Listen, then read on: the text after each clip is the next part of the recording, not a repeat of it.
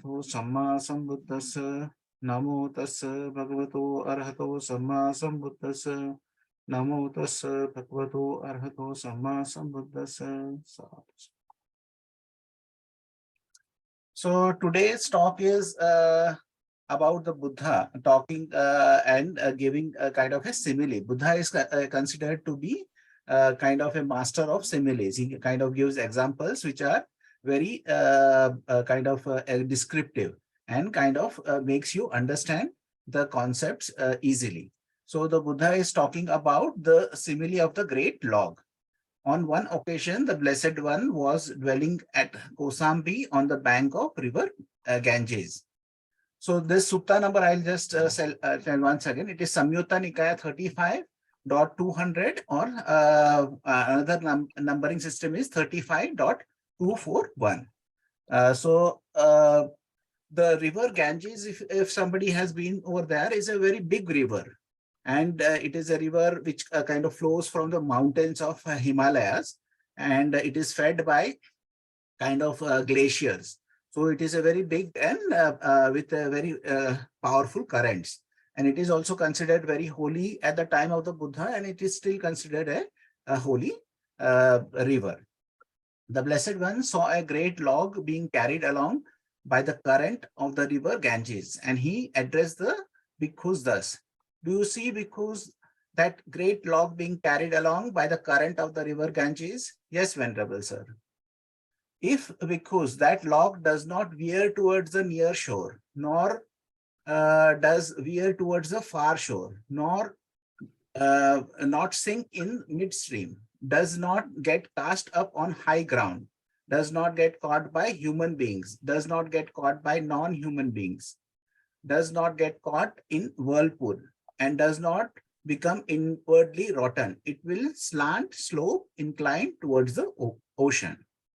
So the Buddha is saying that there are certain things which can happen to this log. It can go and get stuck in one shore, or it can get stuck on the other shore.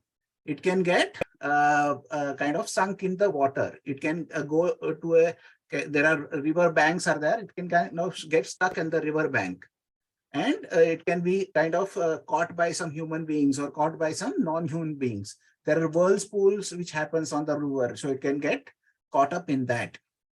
So if nothing of this happens, then also the log will directly go to the ocean.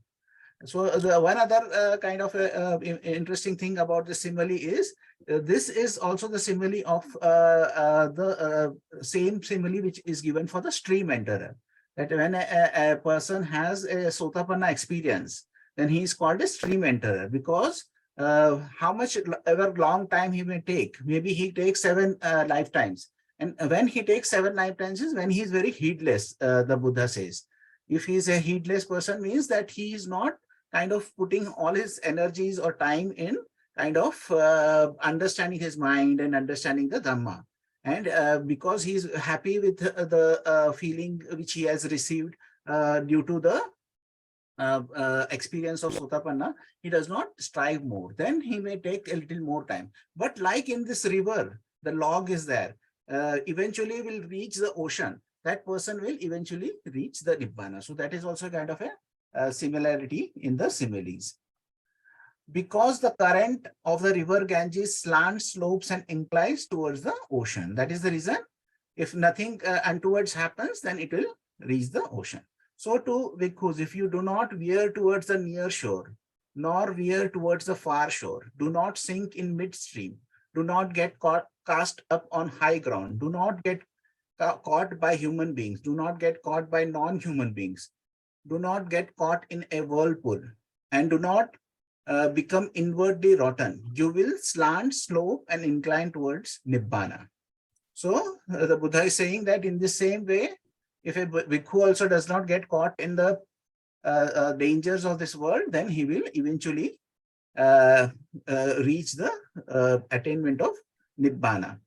For what reason? Because right view slants, slopes, and inclines towards Nibbana. So what is the right view? Right view is the 4 noble truths. That is the truth of the dukkha, the truth of the origin of the dukkha, the truth of the end of the dukkha and the truth of the path which will lead you to the end of the dukkha.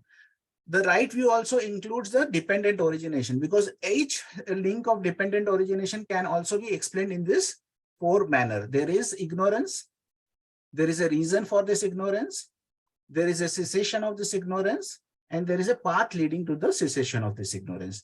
So in this way, each link of dependent origination also has the four noble truths in it. So it has the right view in each of the 12 links of dependent origination. When this was said, a certain bhikkhu asked the Blessed One, "What, venerable sir, is the near shore? What is the far shore? What is sinking in midstream? What is getting cast up on high ground? What is getting caught by human beings? What is getting caught by non-human beings? What is getting caught in a whirlpool? What is inward rottenness?" So the Bhikkhu is asking the clarification, because the similes are kind of good for a log, but for a human being or a bhikkhu who is striving, how does that apply? So they are asking for a clarification. The near shore bhikkhu is a designation for the 6 sense bases. The far shore is a designation for the 6 external sense bases. What are the 6 sense bases? It is the eye, ear, nose, tongue, body, and mind. So that is our senses which are there. So we may get caught up in our senses, or what is outside. That is the things which are there, like the root is there. That is, forms are there from the eye. Sounds are there for the ear. Then smells are there for the nose. And tastes are there for the tongue. And the tactile things are there for the body. And the thoughts which are there for the mind. So one can get caught up in that. One sutta is about a monk who kind of, after the having meal, he goes into a pond and has an habit of smelling a lotus.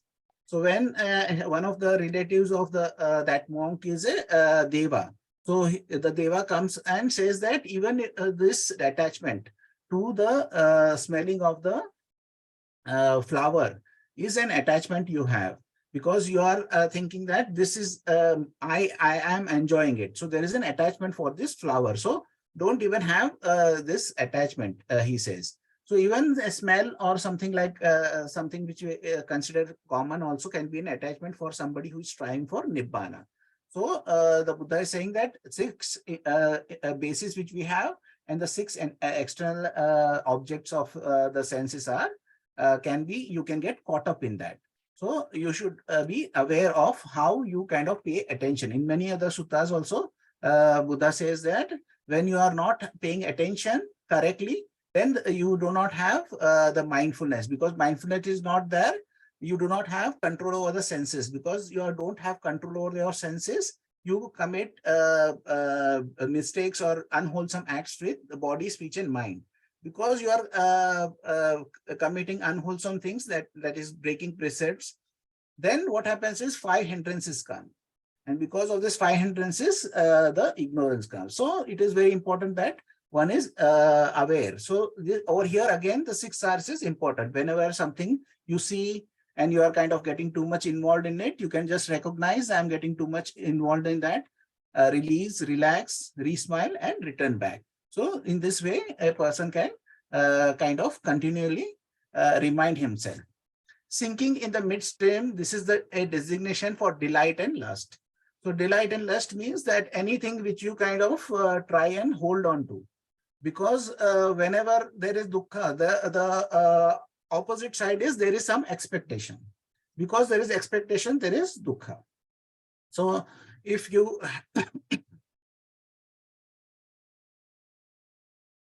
very kind of mundane things are there in life also, that also kind of create dukkha. Say if you had gone to the market to buy a certain ice cream, say the pack of ice, and you go and you find that is not there, then you kind of feel that a pinch, you feel a little bit. That is the dukkha, that is the disappointment which you get. And it can be major things also, like you want to kind of there is a person you want to kind of marry or something like that, and the person is not interested, and then it will cause a major dukkha, because that aspiration which you had, that kind of expectation which you had has not been fulfilled. So every expectation has what you say is that there is attachment. So that is the thing which you have to be careful. If a person kind of gets attached with certain things, delight and lust for certain things, then it is like sinking in the midstream, getting cast up on high ground. This is a designation of the conceit I am. So the conceit I am is the conceit of that you are taking it personally. The Bhante used to say that whenever you are taking it personally, that is the start of the delusion. So when a thought comes up, you take it as a personal thing. And then if there is an emotion there, then you take it personally. If there is certain things which arise in your life, then you take those things very personally. And because you are taking it personally, you are creating this loop which goes again and again in a cycle in your kind of life. And what Bhikkhu is getting caught by human beings. Here someone lives in association with lay person. He rejoices with them, sorrows with them. He is happy when they are happy and sad when they are sad. And he involves himself in their affairs and duties. This is for the monks. That they are kind of warned that if you are getting too much involved with the lay people, then you can get attached to the lay person, and then their kind of ups and downs becomes your ups and downs. Their emotional kind of attachment becomes your emotional attachments. One very good example, somebody we were discussing, a monk was discussing just a few days back, was about a senior monk in Thailand. The senior monk in Thailand was having his own monastery, and he had his own kind of a place, and somebody used to come to him every week and give him gifts. And there was a lady who was a rich lady who used to come and give him gifts, and then find out what he likes for food, and then arrange that food for him. Then he would then she would find out what are the comforts which he wants. Then she would arrange that comforts for him. And slowly there was an attachment which was built between those between the monk and the lay person. And later on, this monk of I think 30 years or 40 years who has been a monk later renounced his robes and married. And he because of his over association with a person, that kind of a thing happened. That is the reason they say that the Buddha warns that you should not associate more with lay people. But that does not mean that you don't talk to them or don't deal with them. It means that you do not get involved with their lives. When we are talking about Dhamma, or when we are talking about this activities, we are talking to lay people all the time, but we are also having a distance we keep. So like living in a monastery is one good example. In the monastery, monks live. People come to the monastery for a festival or a talk or certain rituals, and after that they go away. So then there is no much involvement. So the Buddha is warning that when you get too much involved, then there can be a danger in that. This is called getting caught by human beings. And what bhikkhus is getting caught by non-human beings? Here someone lives the holy life with the aspiration to be born into a certain order of deva, thinking by this virtue or vow or austerity or holy life, I will become a deva or one among the devas. So there can be a kind of an aspiration of people who read suttas, or who have read about the cosmology of the Buddha's. Buddha has explained the cosmology of the world. So by reading that, they may have developed the attachment to certain kind of deva lokas, like the Tavatimsa Deva is there, or Tusita Deva Loka is there. There is a lot of talk about monks kind of wanting to go to Tusita Deva Loka and then be born in the time of Maitreya Buddha. So some of the senior monks were kind of pointing out that as the Gautama Buddha's teaching is alive today, and you can practice in the teachings, you don't have to kind of delay, because the samsara is full of dangers. If you can even achieve that aim of going to the Tavatimsa Deva Loka. But you may not be able to be born at the same time as the Buddha. So and certain times certain old kind of karmic effects can affect you, and you may not be born in the Devaloka you want to be born. So the samsara is full of dangers. So whatever is available now, you have to kind of grab it and take use of it. So the Buddha's teaching is currently reasonably alive. His instructions are there, and when following the instructions, people do progress. So you should not have aspirations for Devalokas because there is a lot of dangers in the Devalokas. Buddha himself has mentioned a lot of times that when you are kind of aspiring to be a Deva, then in the Devaloka also there are dukkha is there, because there also you will not get everything which you want. There are categories of devas also. So there is always a kind of a need for something more. Like one story the Buddha says in one of the suttas is that there is a Indra or Tavatimsa Devas, this is there, Saka. So in India, it is kind of equivalent to Indra. So Saka is constructing a big palace, and a rishi comes to the meet Shaka, and he asks, what are you doing? And they're kind of having some kind of a casual talk is there. So the Saka, in his kind of pride, says that, see, this is the palace.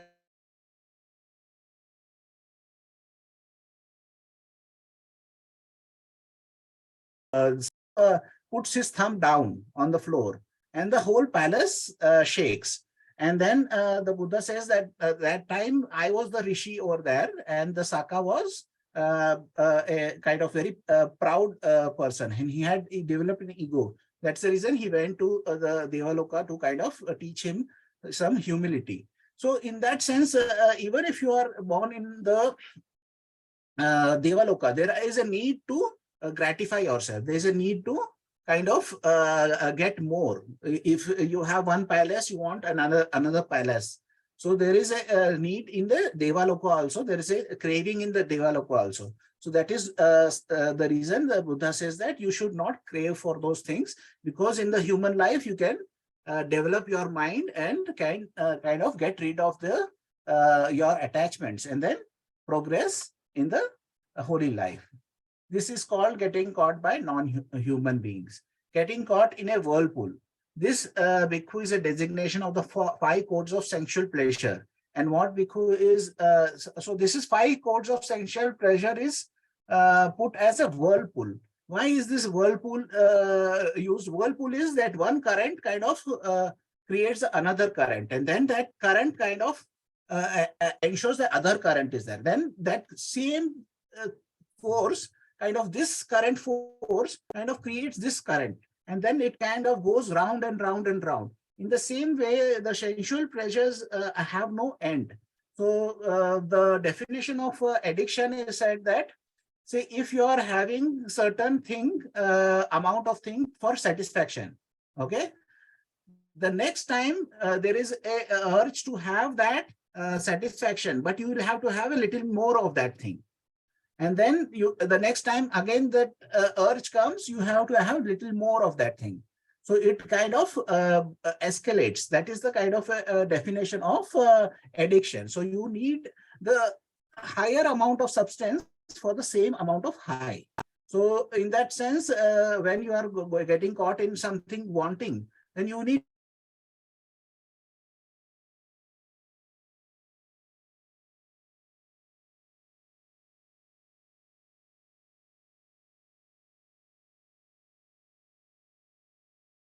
somebody has a kind of a sports car, then he wants a kind of an exclusive car.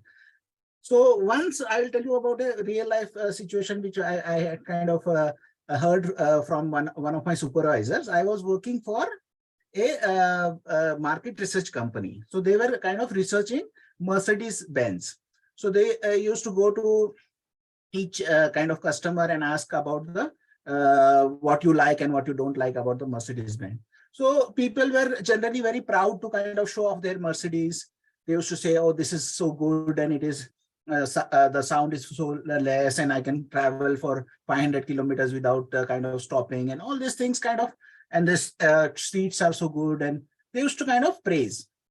Then he went to one other person who was in an affluent area. He was there, and he went, and then he kind of took him to the car, and he pointed out 50 things which were wrong with the Mercedes Benz, because this guy had even higher end cars.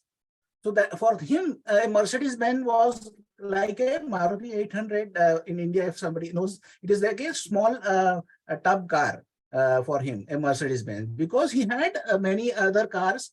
He also had, I think, Rolls Royce he had, and he had a lot of other cars. So now he knows that this car has certain kind of faults, because previously he may not have known. So in that way, this is a kind of a unending the lust and the craving which is there. It is like a whirlpool which goes round and round. So that is the reason the Buddha says that you can get caught up in the 5 chords of sensual pleasure. And what bhikkhus is inward rottenness. Here someone is immoral, one of evil character, of impure, suspect behavior, secretive in his acts, no ascetic, though claiming to be one, not a celibate, though claiming to be one, inwardly rotten, corrupt, deprived. This is called inward rottenness. So this is one of the principles of the monk life, is that whenever you do a wrong, you kind of confess to that. That is the reason they say that secretive in his acts. So once a monk is said that he is secretive in his act, that means that he is hiding something from other monks, and he is not confessing his errors. And then there are other things which are kind of more serious. Not being celibate means that he is no longer a monk. That is a parajika is there. There are 4 things if a monk does. The moment that act happens, he is no longer considered a monk. One is that he loses his celibacy. Then the second is if he steals something. Okay. Third is that if he kills somebody. And the fourth is that he claims to have a supernatural achievement, even a first jhana, just to kind of get more gifts or more food. Okay. If he gives a false impression about his achievements just to gain more gifts, then at that moment he does that, he is no longer a monk. So then that is the reason the Buddha says it's like a rotten from inside. So from outside, everybody looks the same. But how is your conduct? If your conduct is good, then you are kind of giving whatever is there. The information which you are giving, you will not hold back the information. One example I'll give you, just recently it has happened to us, is that there was a person who kind of said something bad about Bhante. Like when he was kind of explaining that his illness, about Bhante's illness, he kind of was saying in a way that was kind of not proper in the heart. So after some time he felt guilty, and then he contacted me and said that I confess that I did this, and I said we forgive you, we will never keep any kind of grudges to you. And that is the kind of quality which is there for a person who does not keep secret. He may do a wrong thing, but he comes back and confesses. So this person, Bhante had kind of declared him to be a stream winner. So that is also one kind of a trait of a stream winner. The trait of the stream winner is he cannot keep secret for long. So if he has done something wrong, he'll come and confess. So then he can be restored. And one of the suttas I was reading just one day before he kind of messaged me, I was reading a sutta where a monk comes and says that the Moggallana and Sariputta are not of good view, they have evil views. So Buddha says, don't say that. For 3 times he kind of warns the person, but he keeps that view and says that I have full faith in the Buddha, but Sariputta and Moggallana are of evil wishes. And then he goes away. After that, he falls ill and passes away. So some deva comes to the Buddha and says that this person, because he had wrong thoughts about Sariputta and Moggallana, then he has gone to the hell. And Buddha kind of says that the hell which he has gone, he will stay there for a long time, because he had wrong views about somebody who has good conduct and are honest people, like Moggallana and Sariputta. That in the same way, you should not use your kind of do evil deeds or say evil things about people who are doing good things.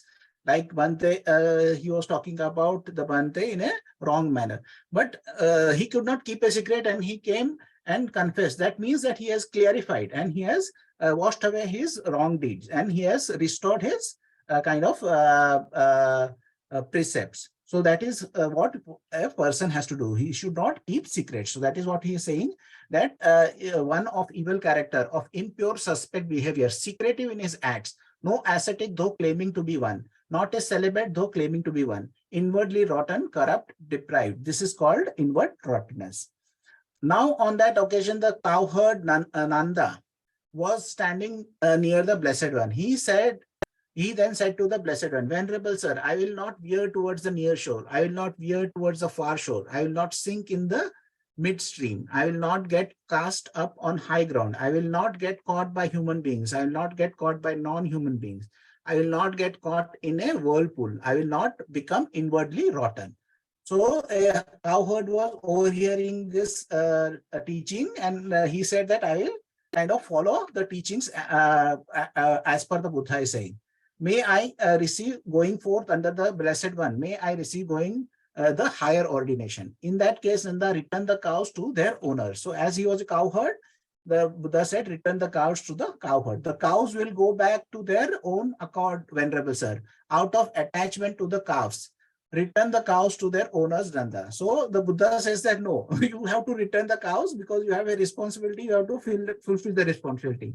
One other aspect of the Buddha's ordination is that he will give ordination only to people who don't have a responsibility which kind of he has to take care of. Like if parents are dependent totally on the son, then the Buddha will not give the ordination. Or if the person is employed with the king in a key area, like if a person is a treasurer, or if he is a kind of a military officer, then he's in a key role of the government. If he is in a key role of the government, then the unless the king kind of gives permission, that person cannot get ordination. So that is also one of the things. That's the reason the Buddha says, give up your means fulfill your responsibilities. Go and give back the cows. So that is certain small things are there which kind of have a deeper meaning in the suttas. Then the cowherd Nanda returned the cows to their owners, came back to the Blessed One and said, the cows have been returned to their owners, Venerable Sir. May I receive the going forth under the Blessed One. May I receive the higher ordination. Then the cowherd Nanda received the going forth under the Blessed One. He received the higher ordination. As soon, not long after his ordination, dwelling alone, withdrawn, diligent, ardent, resolute, the Venerable Nanda became one of the Arahants. So when even a cowherd, when he kind of listens to the Buddha's message and follows his teaching, then he kind of achieves the final goal. And Nanda, I think, is mentioned in many of the other suttas also. So he became a kind of a, I think, very prominent monk. And this happens because one follows the teaching of the Buddha and kind of does not get caught up in many of the things which are there in the samsara, and kind of continues the practice. Practice is the same practice which is the harmonious practice which we are doing. The harmonious practice is the 6 R's. You recognize, you release, you relax, resmile, return, and repeat when needed. So this 6 R's practice is what will take you from this shore to the other shore. So one way of describing is from the near shore, which has danger, you go to the further shore, which is safe. So by practicing, you will be able to go from one shore to another. And if you are a stream enterer, Then if you continue your practice, then you will reach there sooner. So Buddha kind of gives many classification. One of the classification is given as you can come back as 2 to 3 time in the kind of samsara, and then become free. There is one other option is that you may be reborn in a devaloka, and 7 times you may be reborn in devalokas, and from there you attain awakening or Nibbana. So this depends on the karmic kind of accumulation which one has collected in the lifetime. So once you are kind of doing the practice and staying on the path, then the progress is assured. So this is the teaching that Buddha gives. And is there any questions? It can be about the sutta or about the practice also. Yes. Bhante, can you give a further explanation what are the 5 chords of sensual pleasure? The 5 chords of sensual pleasure is the same: eyes, ear, nose, tongue, and the tactile thing, the body. So these are 5 chords of sensual pleasure. Because some people kind of get caught up in the images and the what are the kind of things you have to see. Some people like movies, some people like good locations, some people kind of like good colors. So they are caught up in that. Some people want to kind of disturb with the sound. If there is even a small amount of sound, they can disturb. Or some people like to hear certain kind of music. There was one example about my friend is into audio. Okay, he was in engineering school for computer engineering, but his interest became into audio. So he kind of studied a lot in audio, and he came in touch with many audio people. So there was one guy who was wanting to have the perfect kind of music system. So for the perfect kind of music system, he had to actually have the electrical wires which is there in his house to be golden, made of gold, because that has high conductivity. And then he had this system which was a very expensive system. Now, if the internal wire of the house are gold, made of gold, then he has to also kind of worry about the external things, that how, from where the electricity is coming. So he had to pay the electrical board some amount of money to change the transformer for this whole area. We paid the person, means the electrical board, the money to change the transformer. From that transformer, there is a direct line coming to his house. Because of this electrical interference can interfere with the kind of reproduction of the sound. Okay. So he did all those things and got the best system, had it calibrated, and started listening to classical music. When he started listening to those classical music, he found out that the errors which has been done at the time of recording those music.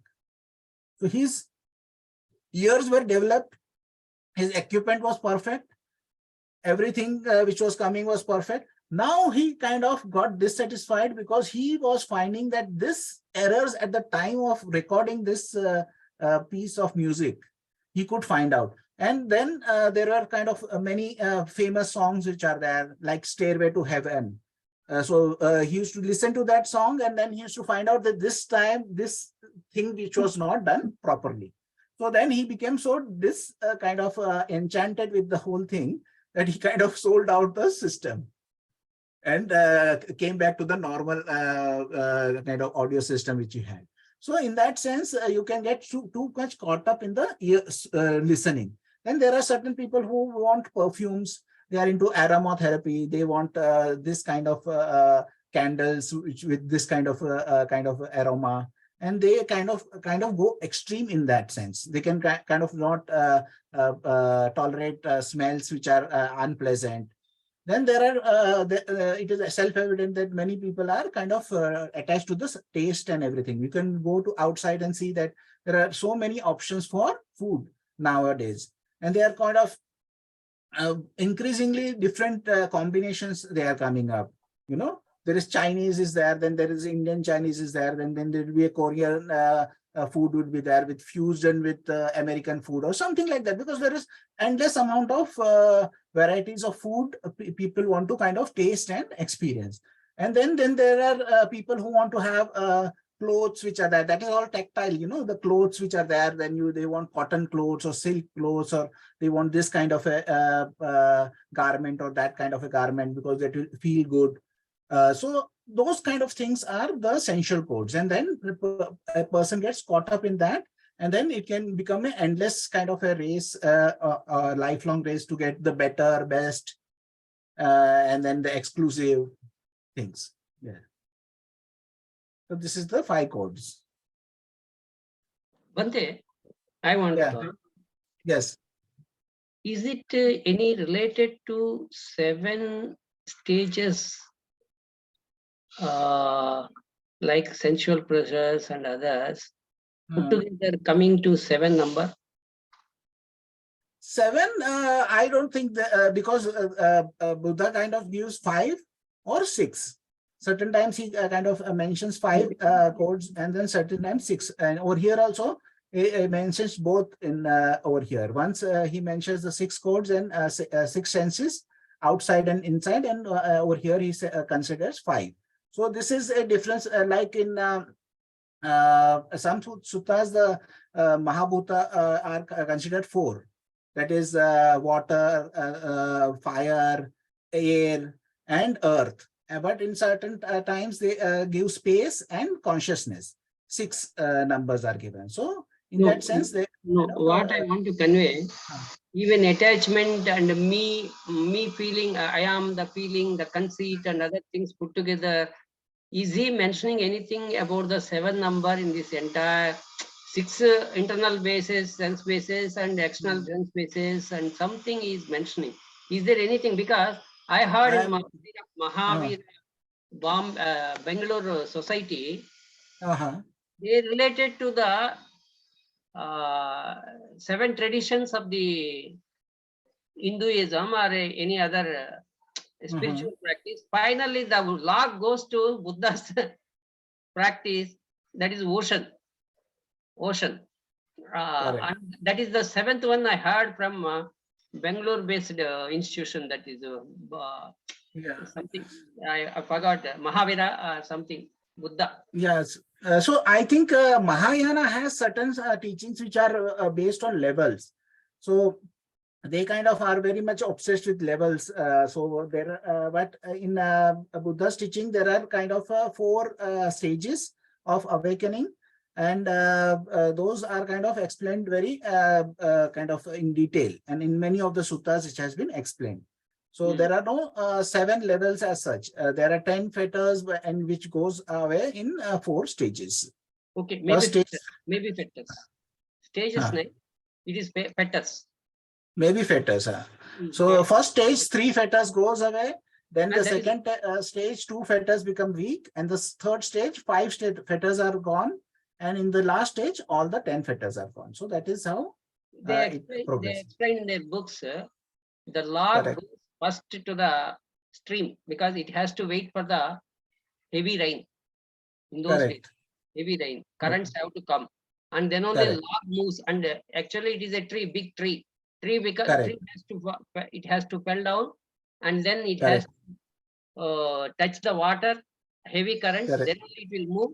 In the meanwhile, it should not be touched by human beings for their houses or something.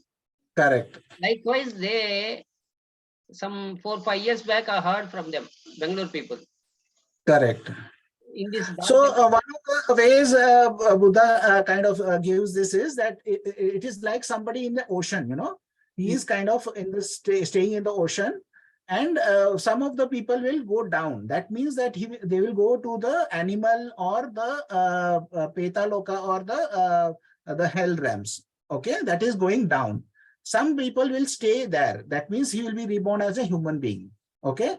Then there are certain people who will be able to look at the land over there. That is the people who are Sotapanna. They are kind of spotted the land over there. Then there are people who are walking towards or swimming towards the island. So when they are swimming towards the islands, that is the Sakatagami. And then the person kind of almost reaches the island, touches the sand, but he's still in the water and walking in the water. That is the Anagami stage. When he reaches the island and he's kind of without any worry, he's resting, that is the Arahant stage. So that is one simile the Buddha gives in the suttas. Yes, Maria, you wanted to ask a question? Yeah. Yes, thank you very much. It's a very, very good sutta, very good example to remember. Yes, with the law.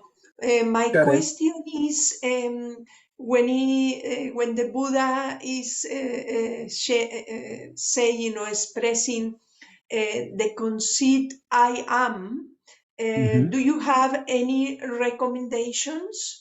Maybe with the 6 R's, how to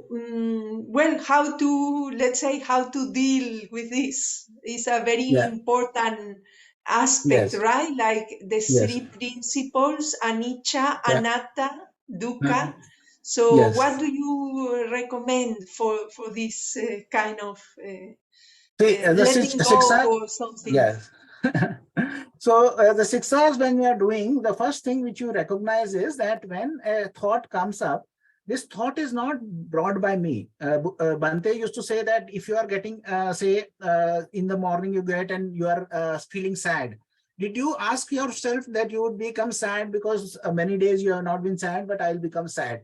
But the sadness is there. That means that because of the causes and conditions, the sadness comes. We are not calling up this sadness. So we recognize that this is an impersonal process that has started. Okay.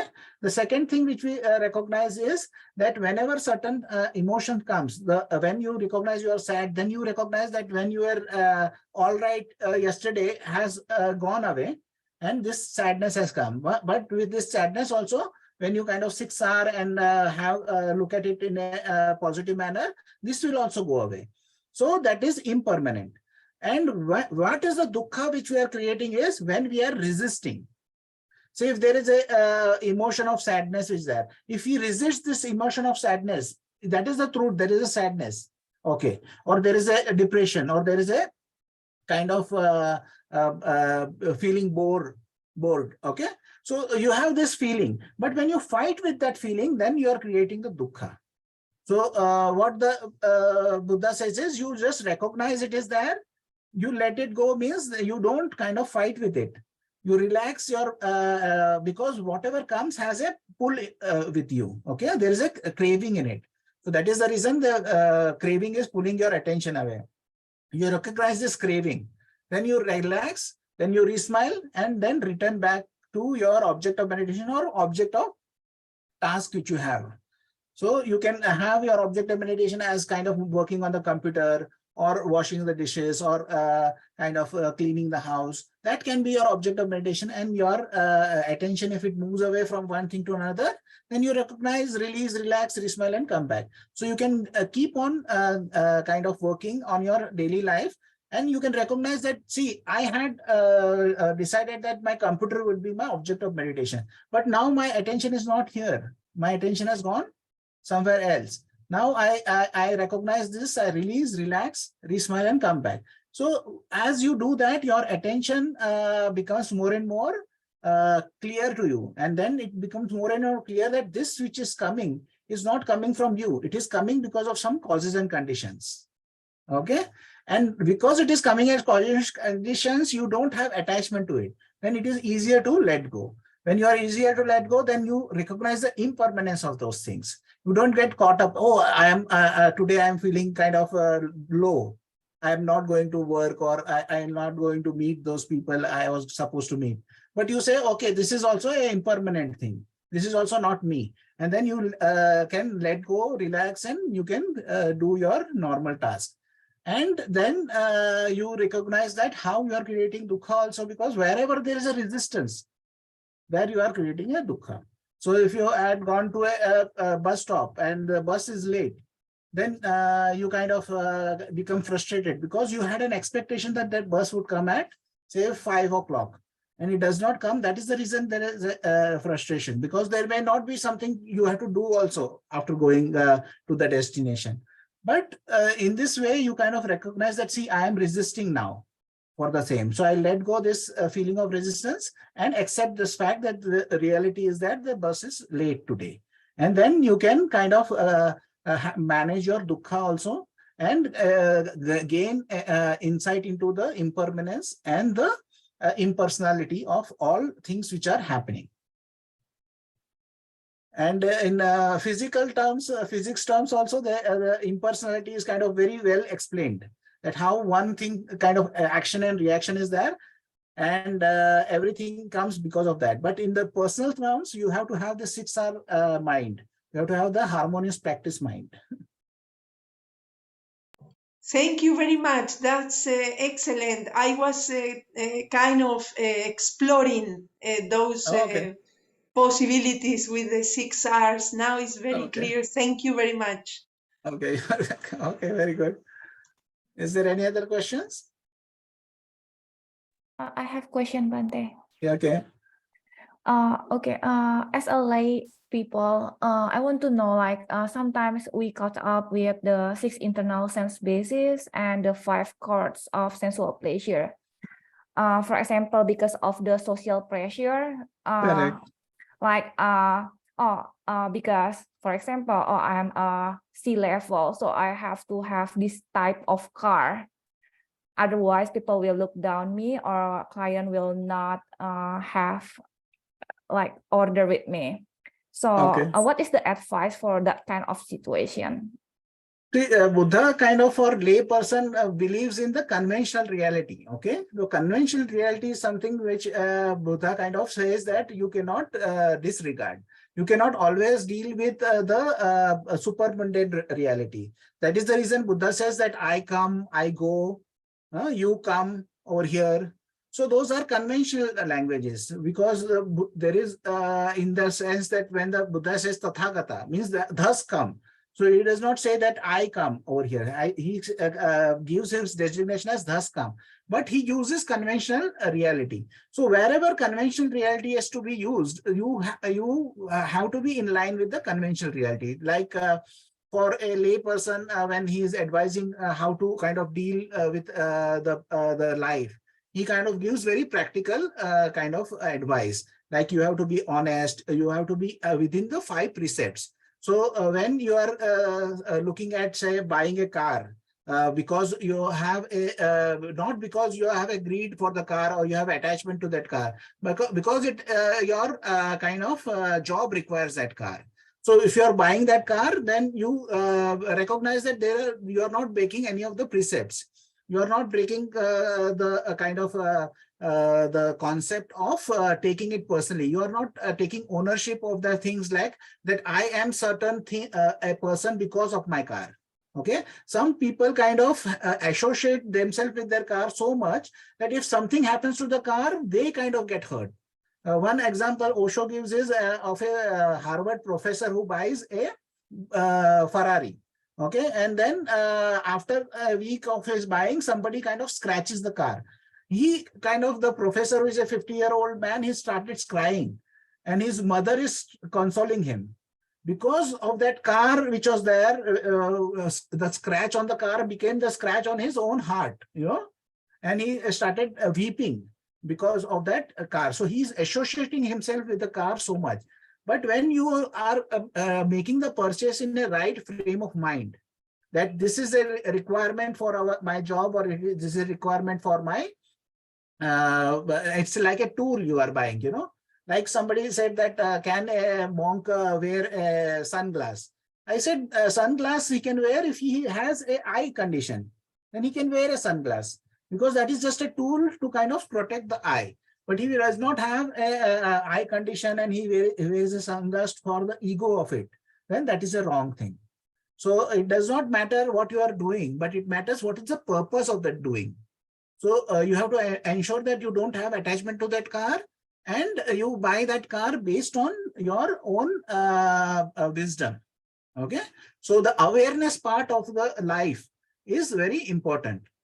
So the mindfulness of that, whatever you are doing, the awareness with which you are doing, that is important. Okay, Bhante, If you I go got to a it. restaurant. Yeah. Thank you so much. Okay.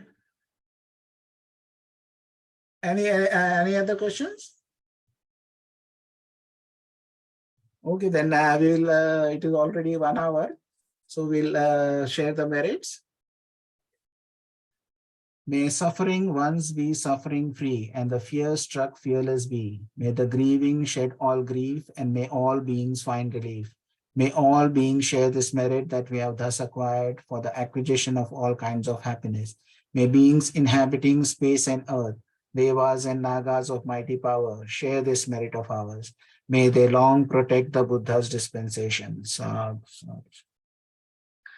So next Wednesday, coming Wednesday, the Rajiv Dinesh will come. That is at 7:30. So tomorrow I'll post the announcement. Okay. And by the way, sister is doing, I think, fairly okay in this new facility. She is there. She is there in Budapest now. The journey was kind of tiring, but she kind of made the journey, and she was well. She was doing okay. So that is a good thing that everything went smoothly. And I have not talked to her for 2 days, but I wanted her to rest. Maybe tomorrow I'll again try and connect with her. Okay. Okay, then take care, everybody. Sadhu, sir. Thank you, Bhante. Thank you, Bhante and May. Take care all. Bye. Yeah. Bye-bye all. Thank you.